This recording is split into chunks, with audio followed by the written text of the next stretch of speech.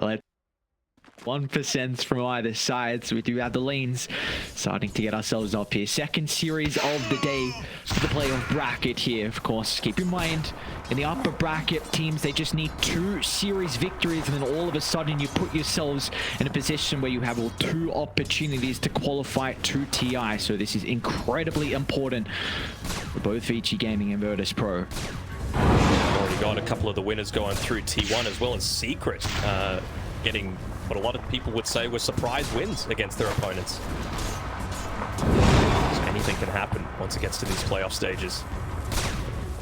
Look at Yamich. He's just wanting to avoid this Undying lane as much as possible. Like I was saying before, it's all about just getting away from these strength heroes, but he's doing some decent lane manipulation himself. Erica, he's not going to let that happen. I wouldn't even be surprised to see him drag this behind the tower and try and last hit there. But for now, he's just going to tank it up right there. Yeah, I thought he might do the same as well, just so you can deny a full creep wave behind, but not going to be the case. You see, again, Yang continuing to be a big nuisance. This is a hero that we've seen out of Yang a lot so far through the last gen's qualifiers. But the Undying's not too crazy of a hero, and definitely one of the better ones in regards to the position 5. And we'll see even brings out a double clarity. So Yang well aware that of what his role is going to be able to be in this bottom lane. I mean, this might be one of the games where obviously a lot of Undyings get a ton of value out of the Tombstone, and there aren't amazing ways to be able to deal with it this game outside of the Lina, but for strength heroes, man, you might just want to be a decay bot a lot of this time. From what I've seen, like, it's kind of been that route a lot of the time here for position 5 Undyings, because now this hero's never been able to clear waves, but now you can definitely do that as the game goes on. Yeah, for sure. Even just, again, being more of that frontline presence, having more strength, meaning that you're going to be providing that space against the snipers, enemies that just want to get on top of him. I think XM wouldn't be surprised if they execute their plan correctly, doesn't die a single time this game. Or is able to start off the back of the lanes here for XM. He's having an okay time at the moment, 9 and 5 compared to the 10 and 2. The Dragon Slave spam is going to be a bit of an issue here for the sniper, considering he doesn't go for a bottle to be able to help out with the regen. So that's where the raindrops are going to come into play shortly once that's available. This isn't one of those games where, of course, the power runes are important. You don't want to allow the top lane. Rams is in trouble here. Trample from BAB. They already got the level 3 to play with. Rams is trying to get through the tree lane, but Frisk is on point with the shards, and Vici Gaming claim first blood in game 1. He's even looking to man up against a Coda. I'm not sure if that's the best decision, considering he was sitting so low on the HP, but here we go. Beast and Based having another great start to the game up here on his Primal Beast, and it's to be expected, right? What can you do? You've got no stuns against this Primal Beast when he starts to run at you. Yeah, I'm trying to think if there's a neutral creep that you might be able to pick up to help out. Oh, what's going on down bottom? Ooh. Yang? A little deep there, that was just, yeah, tosses him underneath the T2 tower. It looks like he was up to his shenanigans. It's unfortunate that the tower does get the kill, so the gold's going to be split between the two. How was he? He still had half mana. I was about to say efficiency play, but not so much. GPK, look at the rotation coming up for Frisk, an early movement from the Tusk, and this will be able to reward them a secondary kill. Beautifully done from Frisk on the position 4. And he has the freedom to be able to pick up those water runes as well, considering, you know, you're a sniper. You don't need it. You're not going to be spamming the bottle charges in onto that. Just really need that infused raindrops that, like you said, it's coming, and it's going to be coming even more thick and fast once the time comes. Linus obviously has the bottle, and you want to be spamming out your abilities, but you don't need it to be able to make a lot of these rotations, right? You're not a spirit hero. You still are the true carry. You want to be a little bit more static and just farming away. Playing some back and forth going on with Ramses and Hukoda. This resource has been expended between the two. Like we did just see, though, Frisk rotating mid. Do we believe that the Tiny can make a similar play? Because Lina is also someone that has a lot of damage at the early game. Is he going to have an opening here for Yamich to potentially consider about diving XM? What's the lane situation like? I mean, it should be starting to push a little bit more towards DM's side. That's the danger, though. If you leave this lane for too long, you've got an Undying and a Chaos Knight to come up against, and Vengeful Spirit, not the tankiest hero to begin with, at least in the super early game. Top side edge kill. I mean, it is 2v1, so it happens. But against a Primal Beast, very, very important to be able to slow him down. They're just playing with the nighttime here. Frisk standing up there, not wanting to get revealed until it's the very last second. Looking to try and get this free kill onto Yamich, though. Tombstone's going to get laid down from Yang. GPK is sieging from the higher ground, but the damage is not going to be enough to deter Vici Gaming. Yang one more right click, secures himself his own kill. Both supports looking to rotate, and 10 seconds until the power runes spawn, so they're going to probably stick around to try and take that out of the hands of GPK. And Frisk again, nice positioning to be able to interrupt this. And that's where Hikota comes into play. GPK doesn't have the ultimate to play with a beautiful snowball dodge, and that GPK is the one that's in trouble. Yamich is going to try and get in the middle, but the damage, it's just not there. Now Yakota's going to look for the deny. One more right click on Roche, and he will find it. But another death onto GPK. Vici Gaming doing such an incredible job to bring the supports mid to help out early for XM. Mission accomplished with being able to put so much focus onto the true carry of this game in GPK. And, well, previously they were a little bit worried with leaving VAB up here on the top side, but in a solo matchup against Ramses, he's not concerned at all. He's already going for the trample, trying to put a little bit more of that pressure in onto him. Forces the rotation up here from the silencer. That might even trigger another movement in onto mid. Or could they even go for the turnaround? They're going to go back in. Ramses, yeah, he's in trouble with Frisk showing up. The Tusk is everywhere to start this game one. Yakota might get the return kill. Sentry used to try and provide division. BAB is going to charge into the middle. The trample as well for the damage, and all of a sudden, the Primal Beast is level 6. Primal Beast in base this time around, and yeah, he does the thing that I love it when Cores do it. He would have died there to the silencer if he didn't pop the tango as soon as he saw that gank coming. A lot of bottom lane DM retreat.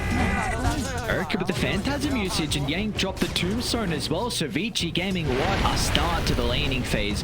GPK might get a return kill. Frisk with the shards blocks off the Lina, but a Dragon Slave from afar, along with the help from Yamich's rotation, will be able to at least get some momentum back into GPK's side. Pretty important for Yamich to get that killing spree as well. He's falling a little bit behind in the levels. At least he's got the Tranquil Boots finished up now. But the issue is that a lot of these lanes are pushing in quite heavily. You don't have great abilities to counter push them outside of the Lina. And every time Lina shows in the lane, it feels like she's running the risk of just getting ganked. Have you seen GPK's item build as well? Or at least what he's got queued up? Oh, that's not a good sign going into the Falcon Blade. I mean, Lina needs a lot of things, but hang on. No, really look at the item queued up. I'm seeing it.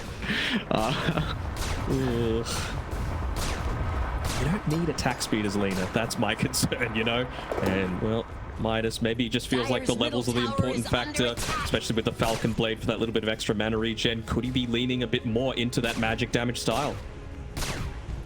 Dire's middle tower is under attack. We'll see what's going to happen for Virtus Pro, but this is going to be a lineup that will be going down double Midas route. Doom is someone you pretty much you can't play this hero without a Midas, so Virtus Pro looking to greed it out in this game one. We'll see if they're going to have the possibility to do so, because as soon as Vici Gaming are aware of the double Midases, they're going to look to play very aggressive and start to get some map controls. Already Erica, you know, look at him inside the triangle. Yamich is nearby soaking up some experience, but Erica can just freely move on over and take the stack. And you can also got XM just peppering away at that mid tower. GPK is rotated back.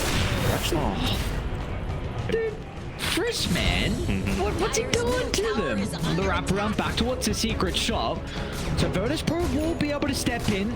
Beautifully done from them. 3 heroes required to be able to bring down Erica. They'll make him work for it. But GPK with the Dragon Slave from afar, a much needed kill for the Lina. Heroes are going to rotate towards mid. Looks like Yamich and GPK going to be attempting to put on the defense here, and even TP coming through from Hakoda on his Brady side. can fire. Yeah, they're going to snowball into the middle. They don't have the tombstone though, so they do have to be cautious about this skirmish. GPK is falling low with the assassinate. It's enough damage from afar to get rid of GPK for another time this game, but at least Virtus Pro will be able to catch on to Yang. DM hesitant about the swap, and Yang's going to be okay. Now XM the one that might be in a compromised position with Erica looking to pivot his attention over the team fight in the river. They've got the Chaos Knight now to soak up some of the damage, so the sniper will be okay. Meanwhile, back to the southern side, Yang has then got the assassinate from XM once again. It's back on cooldown, and they weren't even done as well as BAB was able to close the distance and kill one of the other supports from Virtus Pro. It's a disaster for Dire mid lane. Regen bottom as well for XM, so he just shrugs off all of that, and he's going to go join the rest of his team with the siege creep. Great connection coming through from the team, and yeah, this is now 3 deaths over for GPK. This is what I was talking about before, that deep vision that's placed down. They know exactly where GPK is at all times. He wants to be sitting back, he wants to be farming. They're going for this Midas farming style. Vici aren't going to let them, and this is the big advantage that going for these beefy strength heroes allows you to do. It's a pretty big kill. They're going to be able to get the bonus gold from the tombstone as well. When you're this far behind on Virtus Pro, you'll take anything you can get. And it also just kind of slows the game down a little bit. Flesh Golem 100-second cooldown, Tombstone 70-second cooldown. We've mentioned about the double Midas, but we haven't really spoken about the Vengeful Spirit. This hero going first item Aghanims does nothing for the first 18 minutes. Yeah, you need to allow it to be greedy. So essentially you've got 3 greedy heroes. I mentioned that the way that Virtus Pro like to play is protecting those tier 1 towers as long as possible while pushing out their own. They haven't done that. They haven't taken any tier 1 towers. There's barely any damage at all that's been pumped into them.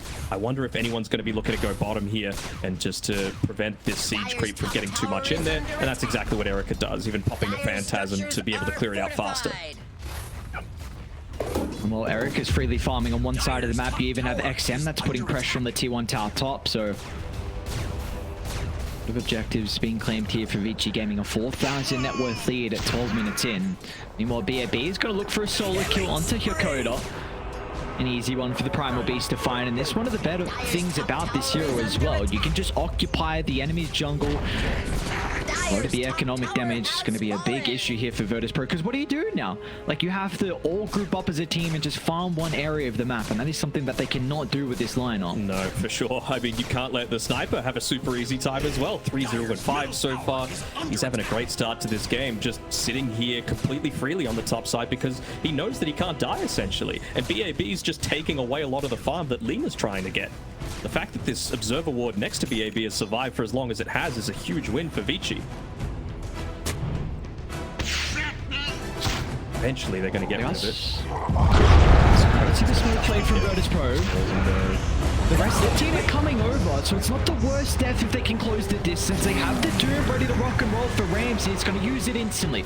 They need some extra control, though, to lock the Primal Beast into play. And in fact, the slows will hold the escape from the Primal Beast. So GPK, it's a big streak for him to find as well for the Lena, starting to slowly catch up in regards to the net worth. And GPK also, he's avoided the Midas. It looks like it's going to be the BKB route here for the Lena. All right, he's avoided the mold. We like to see that. You know, you got to get into that BKB. But again, like I was saying before, you've got plenty of ways to just straight up do damage that doesn't care about your BKB. The Walrus Punch just to hold you in place, and that's all a Chaos Knight really needs to be able to close the gap, and with all of his Phantasm illusions just melt you. Same sort of thing with the sniper.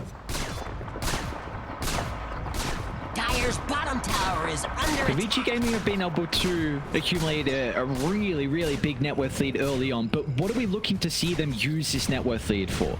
Are they still waiting for maybe like a next set of items, or can we see them look to invade and maybe get a pick off into an objective shortly? I mean, they're really close to picking up a bunch of items, right? You've basically got the Maelstrom finished on XM, you've basically got the Echo Saber finished on Erica, probably just going to get the Ogre Axe on BAB, or they could just look to keep up the pressure just like they're doing, you know, find a lot of these pickoffs, prevent Virtus Pro and their scaling lineup of being able to come back into this one.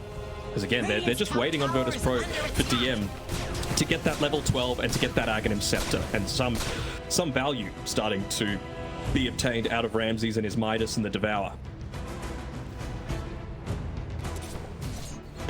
Nice read from Ramses. Bottom tower is under Be attack. able to avoid the smoke gank. Vici Gaming though, Multiple heroes playing behind Erica and Yang. Once again, you mentioned the importance of Virtus Pro just with how they always look to defend their towers. This is another objective going down without mounting a defense. And now where do you farm? You know, where's safe for you to go on the map? There aren't too many places and it's shrinking quite heavily. Gonna go for a bit of a kill attempt here, but Koda, luckily enough, has the Invis available. Might even try and push it another wave mid, although Frisk doesn't have any detection. I was thinking he might have caught him on the back end there. Koda solo smoked before to try and get some wards down, and well, the Primal Beast popped the smoke, but luckily enough he found the Invis, and it looks like it's going to provide a very similar role. So for me now, Virtus Pro, they're going to look to try and do something with this Observe Ward down bottom. For them, more than likely going to look to smoke down with the lane shoved out, get a pick off inside the jungle, and then look to play from there.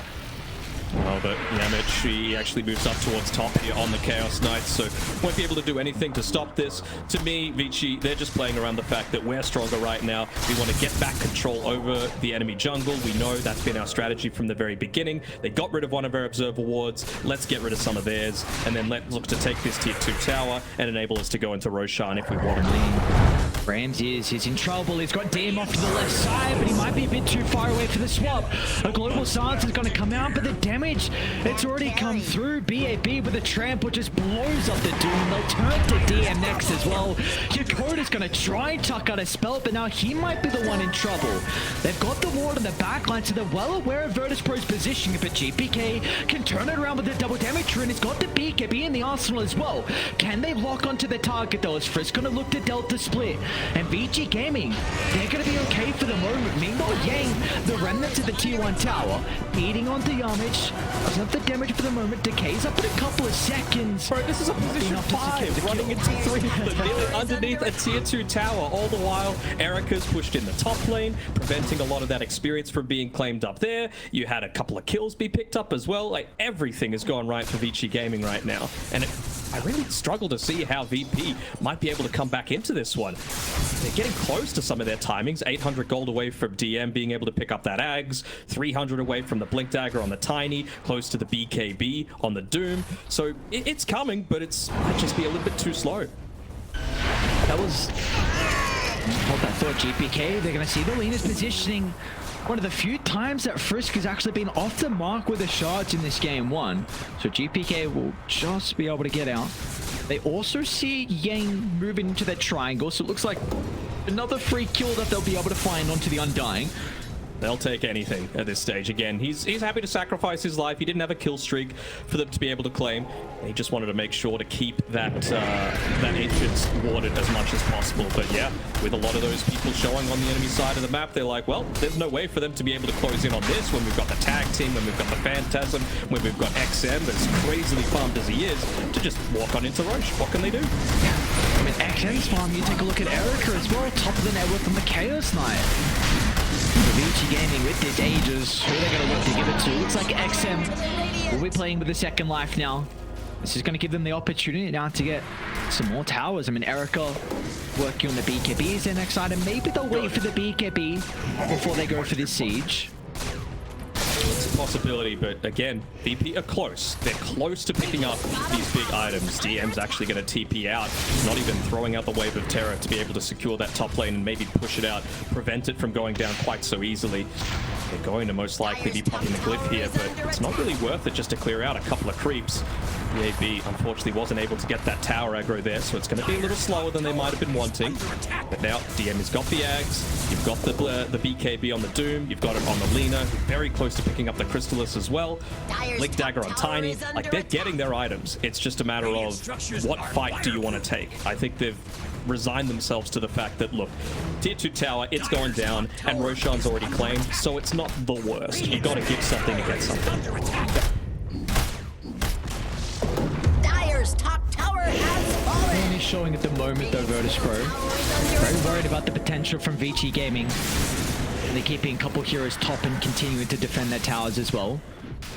Gonna just get the farm instead of looking to put some pressure onto the towers and securing some of the trades. Poor Yamich is only level 8 at 19 minutes. Like, not most of the time you'd be able to have a toss combo a wave and it just falls down, but he doesn't really clear the entire thing, which means that the tower damage that would have been gotten by the creeps isn't quite so easy to obtain. And, well, they are still creeping up. They're not losing too much more, so this is positive. More Midas usages, getting close to that BKB on Ramses.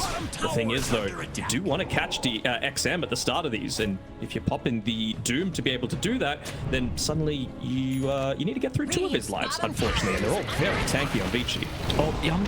Oh no, the shard's actually pushed him down. It happens. Regeneration. Looking like they're grouping up for a smoke. Yeah, this is Ramsey's got the blink. the biggest fight of the game for VP so far. If they could catch Frisk, that'd be a big win. If they could catch the CK prior to him popping the BKB, that'd be just as good. Look at the positioning from Frisk.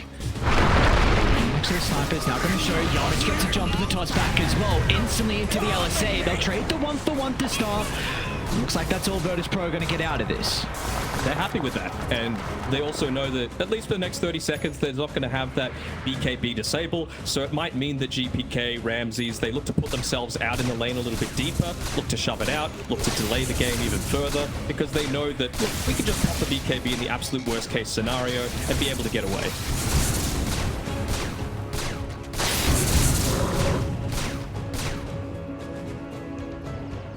Bottom lane, Koda's going to be a little bit cautious. Erica, closer distance for the reality rift. Drags back the sound. A couple of swipes. The Conqueror's going to make him work for it.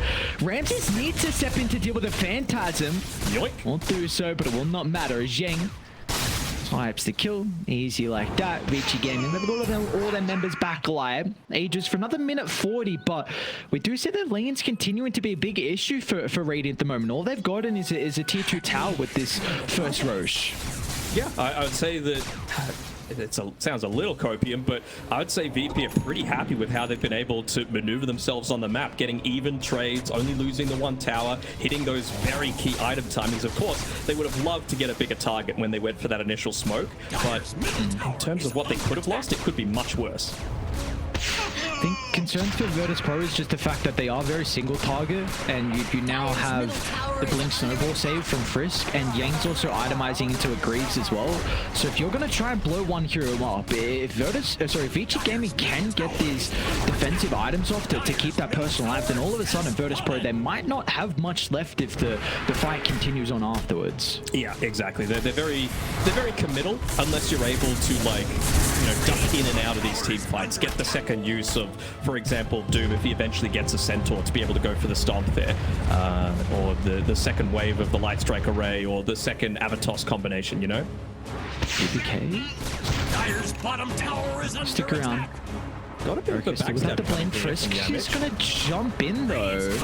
Snowball forward. DM can use the swap defensively. Do they want to continue to take the team fight? The Global Sun's gonna get laid down, but Erica will use the BKB afterwards. Is able to continue to right click, but they need to address GPK. In fact, Alina just wants to get out. Virtus Pro not sticking around to continue with the team fight.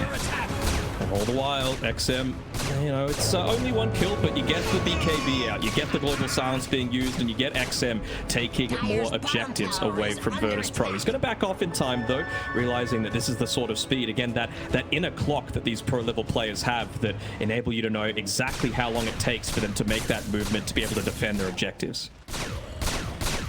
It's just tossing Yang away. What is going on? Oh my. Alright, well, that with leaders continuing to slowly grow here for Vici Gaming, even though they are into this Doom lineup with the Midas.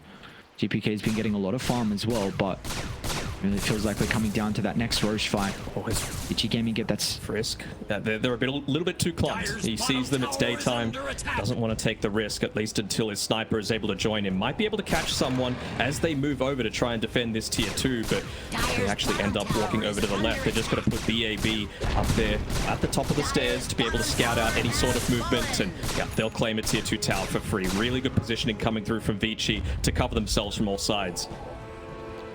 Oh, okay. Very nicely done. Great read from Vici Gaming. The line drawn, Erica just blinks out, and they want to fight here. Look at the wraparound coming through from Vici. They're going to try and claim the high ground, anticipating Virtus Pro to retreat towards this area. They're going to be correct. They see Ramses, the chain control, not allowing him to get the BKB off as Vici Gaming. What an incredible read from them. Yeah, for sure. Again, it's all about that internal clock, right? They're not pushing mid. They're not defending their tier 2 top. There's no, tier 2 mid. No one's coming top. We got to get out on the Chaos Knight. And they had vision of him the entire time farming, but he just blinked out to the complete safety of the tier 2 tower. Really impressed with Vici. And they started yesterday 0-3, and I believe won every single game after that, and they're looking like they might look to continue that trend as well. XM even picked up the concussive grenade so that he's able to not necessarily rely entirely on the Tusk for a lot of his freedom. He can be a little bit more self-sustainable going into the Lincolns next as well. Not wanting to get one swap.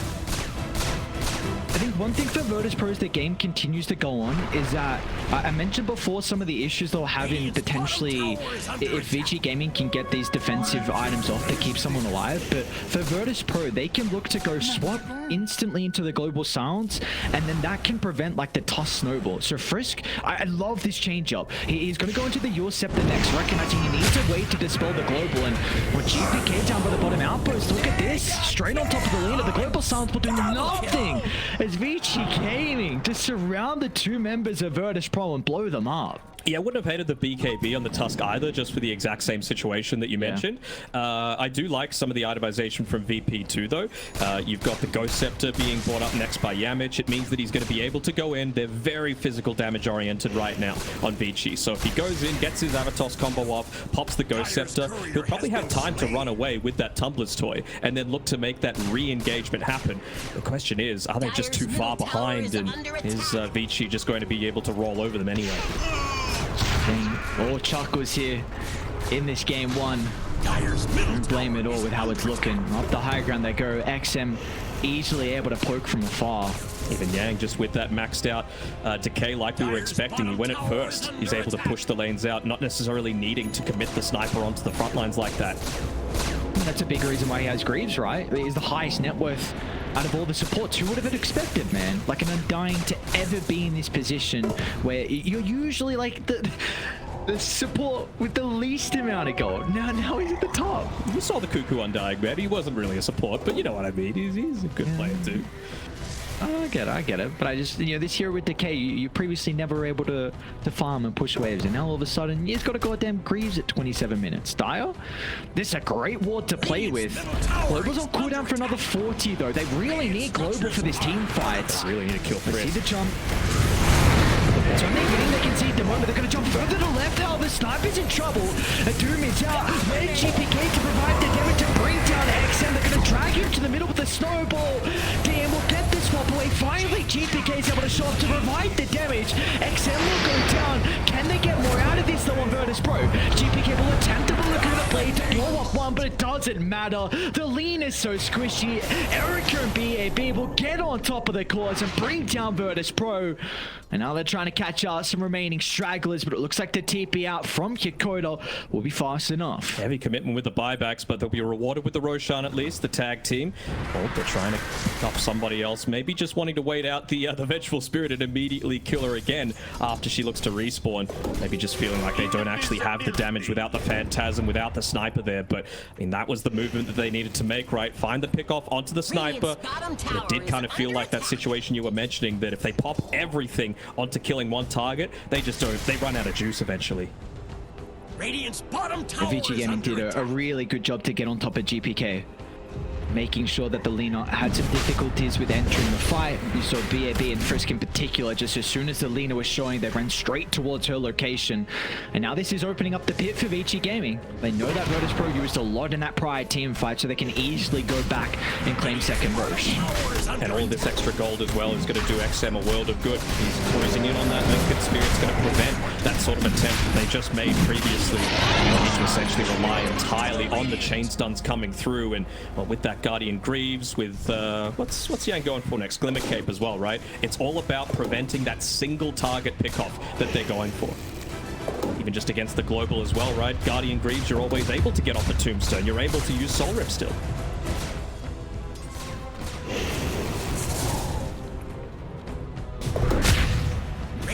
Dakota, he's going to show in the lane here with the observer place from Reachy Gaming. Nice force stuff out. Another shrapnel is able to sidestep it. They even dropped the tombstone for that. Meanwhile, top lane, Erica and Yamich are kind of battling it out. Ooh, no way he's able to step in. Finally, they'll get the silencer, and they'll also catch up to the Tiny. Now by the bottom tier 1 tower, Virtus Pro completely split on the map. Look at all the skirmishes we've got going on. BAB will kill off Yang. Ramses and GPK are nearby. Let's see if they want to step in. Ramses has got the ultimate to play with. They're going to miss on the LSA. Dan will still swap back one, but Virtus Pro, I don't think you can stick around now with XM showing up, and that's going to be the case. So GPK, as soon as they see the sniper, they're going to try and retreat and cut their losses, but Ramses will not be able to flop away safely. Just took that little bit too long, didn't it? They're just not able to, again, man up and fight one-on-one. It's all about the pickoffs for Virtus Pro. Well, it just feels like they're going to take a little bit of time to still get some of these extra items that they see need. GPK. Frisk again. They're already tapping into the outpost. GPK will get the BKB off. Steven going to try and turn and solo kill Frisk. Reinforcements are starting to come for Virtus Pro. Yukota's the only one nearby though, and they get rid of the Lina. Oh, Frisk, another incredible read. This is what happens when you bring a man with this caliber onto your lineup. Just reading Virtus Pro with whatever movements they're trying to attempt. Tusk, one of the strongest heroes that we've seen so far in this TI, and it hasn't even been the main thing that they play. Most of the time it's Yang that's actually picking up the Tusk, so for them to have the flexibility of throwing it onto multiple heroes, it's a big benefit coming through from Beachy. Dire's middle tower has You can't hold the high ground now without the Lina. You need Lina. I mean, because the way for Virtus Pro is, it's either a toss back to the barracks into a swap under the tier 4 tower, and then use global to blow one up, or you swap into toss. That is the only way Virtus Pro are going to be able to defend the high ground of BG Gaming. They're going to make sure they don't even get the opportunity. As XM kills off the Tiny, BAB is going to move in forward as well, just to enable the retreat. It's BG Gaming, they'll turn to the second full set of barracks. Yeah, they know that that toss is their only saving grace. DM's going to use the swap defensively instead, and GPK TP's into the middle. It's a decent LSA. GPK blocked! He blinked in, and he's going to drop the GPK's out. Virtus Pro are out in VG Gaming. Right to floor in this game 1. Yeah, it just felt to me like VP didn't have the answers. They